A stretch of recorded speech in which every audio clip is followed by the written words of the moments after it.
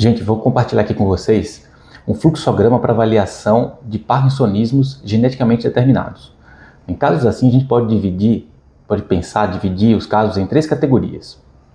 A primeira, um quadro que é virtualmente indistinguível da doença de Parkinson. Então, a doença de Parkinson que a gente chama geneticamente determinada, hereditária.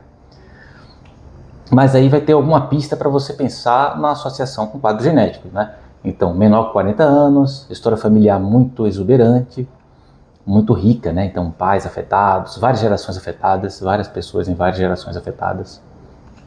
Segunda categoria, aquele caso que parece com a doença de Parkinson fenotipicamente, ou com algum parkinsonismo atípico, mas tem alguma coisa no fenótipo que incomoda.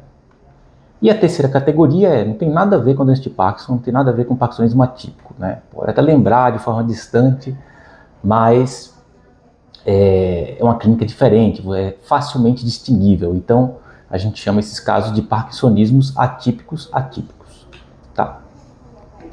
E aí, na primeira categoria, doença de Parkinson genética, a gente tem os 6 genes mais comuns, né? Os 3 recessivos e os 3 dominantes. Na categoria 2, parece com a doença de Parkinson, parkinsonismo atípico, mas há algo que incomoda. Então aqui eu vou destacar 2 elementos. Epilepsia é uma coisa que salta aos olhos, né? Num caso com fenótipo parecido com a doença de Parkinson ou parkinsonismo atípico. E alterações de motricidade ocular, tanto intrínseca quanto extrínseca, né? Extrínseca, né?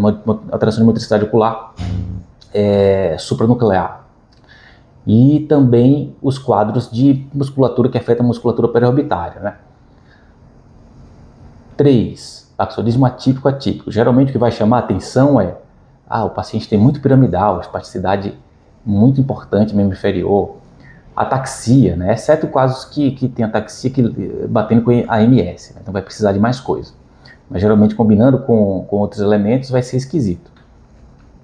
Aqueles casos com quadros cognitivos muito exuberantes, misturam a salada de várias coisas, por exemplo, lembra DFT, mas tem um córtico basal junto, aí tem também um Balint, enfim, aquela salada de coisas cognitivas misturada, né? Surdez, alteração de visão, oftalmoplegia, né? Então isso também chama atenção. E os quadros com distonia generalizadas, tá?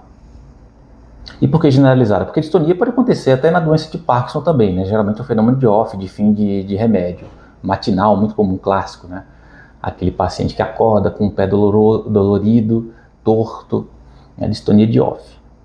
E no caso dos parkinsonismos geneticamente determinados, a gente tem casos até que começam com distonia focal em membro inferior, né? Por exemplo, o Parkin, o gene da Parkina, Park2, tem isso como elemento clássico.